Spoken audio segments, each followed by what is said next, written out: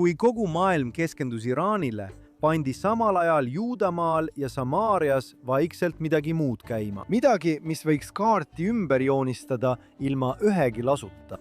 34 uut kogukonda kiideti heaks. Relvad voolavad sisse varjatud marsruute mööda ja varjatud lõhkeainete labor leiti vaid mõni minut enne katastroofi.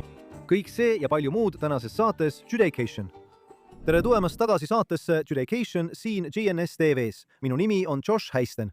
Sel nädalal on häid uudiseid.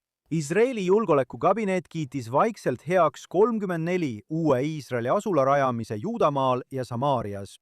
See on suurim ühe otsusega heaks kiidetud uute asulate arv ning tõstab alates 2022 aastast praeguse valitsuse poolt heaks kiidetud asulate koguarvu 103 nii. Selles sammus teatas esmakordselt sel nädalal I24 News. Asulad asuvad üle Juudamaa ja Samaariamaa, mõned neist Dženini lähedal Põhja-Samaariamaal ning teised strateegilistes koridorides kogu see alal, mis on Juudamaa ja Samaariamaa osa, mis on täielikult Iisraeli tsiviil- ja julgeolekukontrolli all. Mõned analüütikud ütlevad, et see samm tehti vaikselt, et mitte juhtida tähelepanu kõrvale sõjalt Iraaniga, eriti mitte ameeriklaste tähelepanu. Need on siis uute kogukondade esialgsed kinnitused või nagu teatatud, juba rajatud naabruskondade tagantjärele heakskiitmine. Vihkajad muidugi kritiseerivad igasugust ehitamist Juudamaal ja Samaarias. Mis puudutab tagantjärele kinnitusi, siis las ma ütlen, et 1950-ndatel toimisid Iisraeli kibutsid just nii. Nad lõid kohapeal faktilise olukorra, loomulikult seaduslikes piirkondades, ja hiljem said lõplikud kinnitused. Ärme teeskle, et see on mingi uus strateegia või et asunikud teevad jälle midagi halba. See on viis kogu bürokraatia vältimiseks. Lõppkokkuvõttes tugevdab rohkem juudi kogukondi Juudamaal ja Samaarias kogu riiki. Ja mis veelgi tähtsam, see on Iisraeli riigi ja juudi rahva ajalooline tuumikala. Kui juudid Juudamaal ehitavad, ei tohiks selles üldse mingit vaidust olla. Samal ajal tehti sel nädalal Binjaminis ajalugu.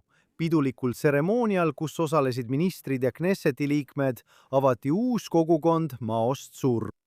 Kogukond asub strateegilises kohas maantee number 443 kohal, mis on üks peamisi teid, mis ühendab Jeruusalemma Iisraeli keskosaga. Binjamini regionaalnõukogu rõhutas selle kõrget julgeoleku ja strateegilist tähtsust. Selle asutamine on osa laiemast lähenemisest kogukondade tugevdamisele kui riikliku julgeoleku võtmekomponendile, arvestades ümbritsevatest piirkondadest tulenevaid ohte. Binjamini regionaalnõukogu teatas, et tegemist on täielikult välja arendatud uue kogukonnaga, kus on olemas kogu infrastruktuur, teed, vesi, elekter ning esimesed pered on juba sisse kolinud. See kõik on osa laiemast pingutusest kohaliku kohaloleku tugevdamiseks ja strateegilise olukorra loomisel koha peal. Märgitakse, et esimesest 11 sisse kolinud perest on 8 Iisraeli kaitseväe reservväelaste pered, kus naised kolivad esimesena sisse ja loovad kodud, samal ajal kui nende abikaasad teenivad rindel. See on lihtsalt märkimisväärne. Me just rääkisime uute kogukondade heakskiitmisest ja nüüd näeme selle protsessi lõppu, kus Binjamini piirkonnas rajatakse tegelikult uus kogukond. Sellel tseremoonial ütles rahandusminister Bezalel Smotrich, et kui sa siin oled, siis saad aru, miks see tähendab lõpuks turvalisust Modinile, Rosh Ainile ja Kfar Saba linnadele. Ta ütles, et Iisraelil on tugev sõjaline jõud, millel on tohutud saavutused. Ja Juudamaal ja Samaarias on ka otsustav poliitiline etapp, mis lükkab täielikult ümber idee maa jagamisest ja terroristliku riigi rajamisest riigi südamesse. Mida siis uus kogukond teeb? See tagab turvalisuse olulisele liiklussoonele. See lisab turvakihi riigi keskosas asuvatele linnadele nagu Modiin ja Rosh Ain. See pakub eluaset juudi peredele Iisraeli riigis. See aitab ära hoida Palestiina omavalitsuse terroririigi tekkimist meie kodumaal. Me ei tohiks kunagi häbeneda tunnistada, et need kogukonnad takistavad terroririigi loomist riigi keskosas. Nagu ma varem ütlesin, need, kes on vastu sellele, et juudid elavad kohas nimega Juudamaa, ei toeta selliseid kogukondi. On lihtsalt väga kurb näha, et nad lihtsalt ei saa sellest aru. Edasi liikudes teatas Iisraeli kaitsevägi sel nädalal, et sõdurid saadeti Al-Rami külla, mis asub Jeruusalemmast kirdes, pärast teadet mitmest kahtlusalusest, kes avasid piirkonnas tule. Piirkonnas läbi viidud operatiivtegevuse käigus pidasid sõdurid kinni araablastest kahtlusalused ja viisid läbi läbiotsimisi, mille käigus leidsid ja konfiskeerisid M4 tüüpi relva ja laskemoona ning täiendavaid relvaosi. See tegevus on osa Iisraeli kaitseväe jätkuvatest pingutustest relvade leidmiseks ja konfiskeerimiseks kogu Juudamaal ja Samaarias. Tuletame meelde, et paljudel juhtudel smugeldab Iraan relvi läbi Jordaania, Juudamaale ja Samaariasse ning lõpuks paljudesse teistesse Iisraeli piirkondadesse. Võib-olla selle tõttu, et Iraanis on tekkinud uus ja väga nõrgenenud olukord, aeglustub selline tegevus märkimisväärselt.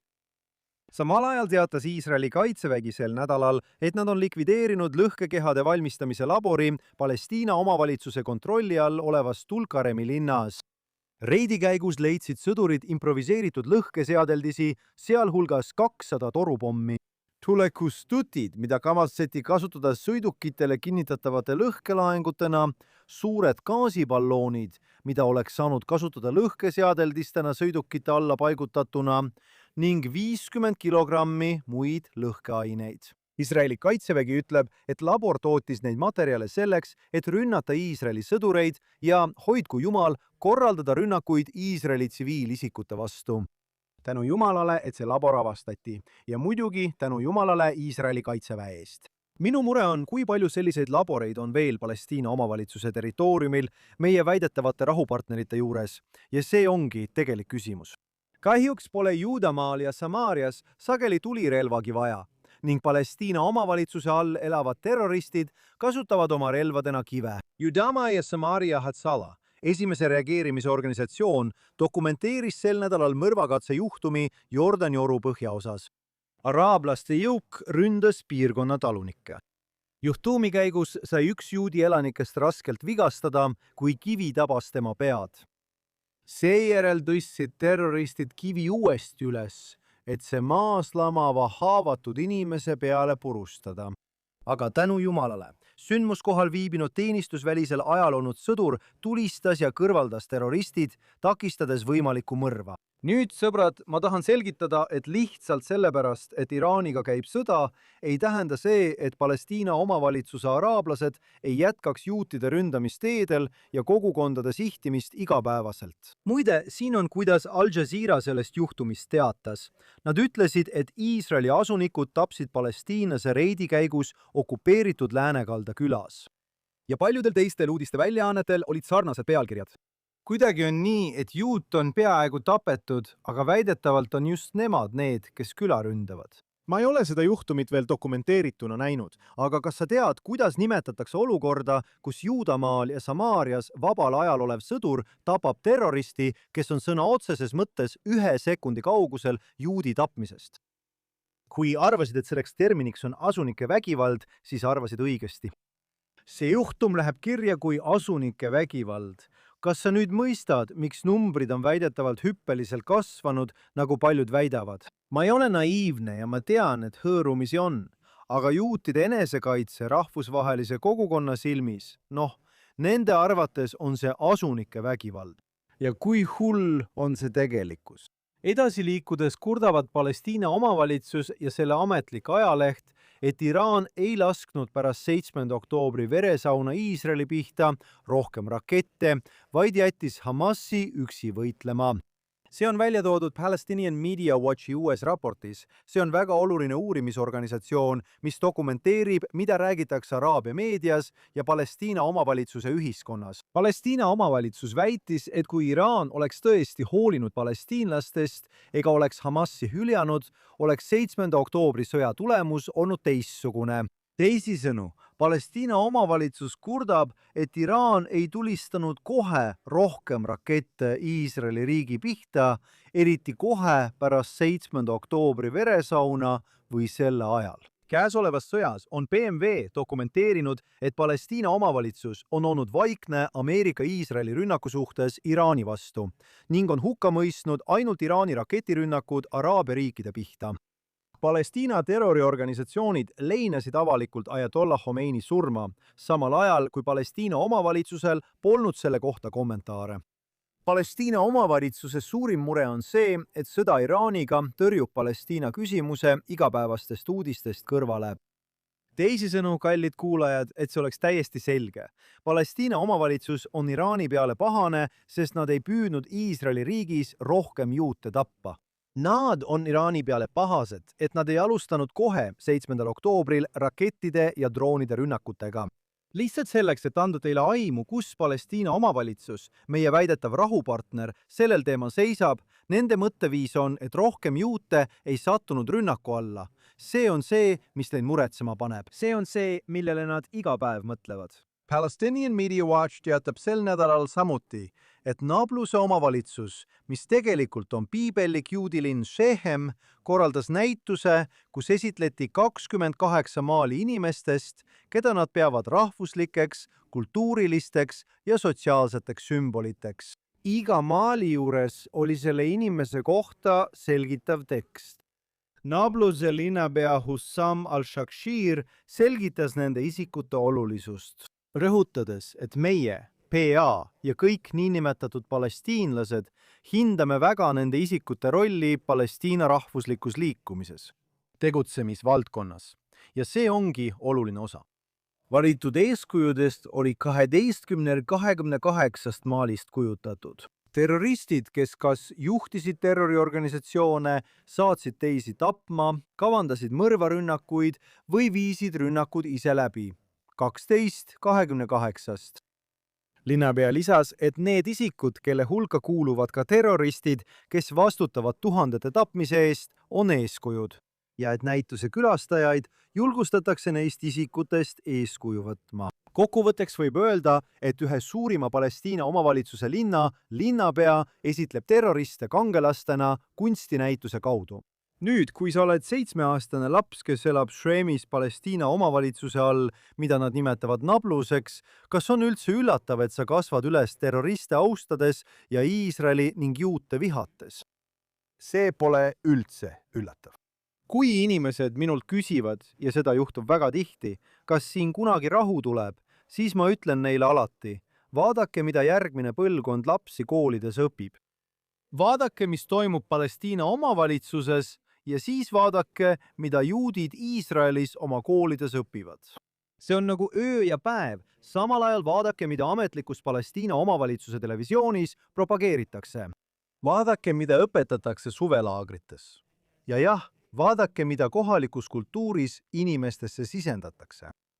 Kui vaatate sellist lugu nagu see Nabluse kunstinäituse kohta, siis saate aru, et seni kuni järgmine põlvkond kasvab Palestiina omavalitsuse all üles sellise jamaga, ei muutu midagi.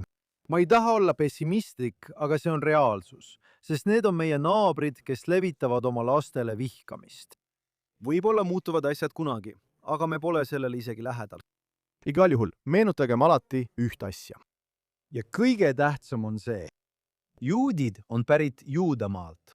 Ja ükskõik, mida sa teed või ütled, ei saa see muuta tõsiasja, et see on Iisraeli riigi ja juudi rahva esivanemate iidne, piibellik kodumaa ja südaala.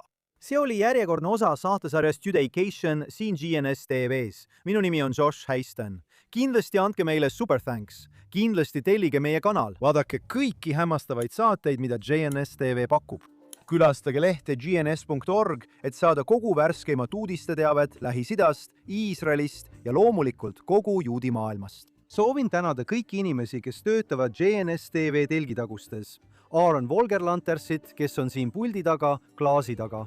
Barbara Kaanimovit, meie produtsenti, Juris Fretskit, jaamajuhatajat, Ryan Lishitsi ja Zah Sikermani. Jällegi kindlasti vajutage meeldib, super thanks, tellige ning loodame, et kuuleme eesootaval nädalal ainult häid uudiseid. Jätkake palvetamist Iisraeli kaitseväe vaprate meeste ja naiste heaolu eest, kes kaitsevad meid ööpäevaringselt. Soovin teile suurepärast nädalat ja kohtume taas järgmisel nädalal siin Judaicationis GNS TV-s.